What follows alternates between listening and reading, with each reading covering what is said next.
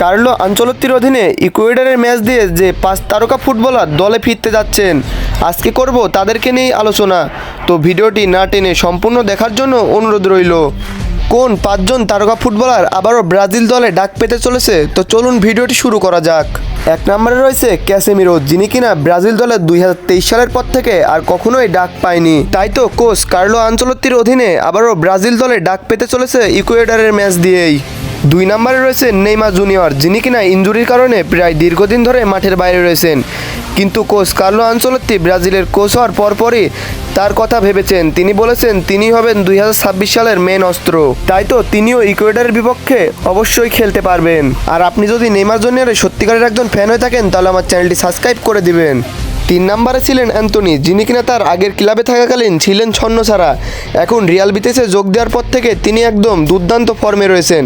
তাই তো coach Carlo Ancelotti তাকে জাতীয় দলে অতি দ্রুত ব্যাক করতে চায়। যদি অ্যান্টনি আবারও জাতীয় দলে ব্যাক করতে পারে, তাহলে আপনার এই বিষয়টি কেমন লাগবে কমেন্ট করে জানাতে পারেন।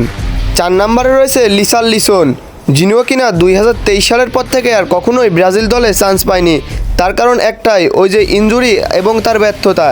এই দুইটার কারণেই সে আর কখনোই ব্রাজিল দলে চান্স পায়নি। এবারে লিসারলিসনকে নিয়েও আসতে চলেছে সুখবর।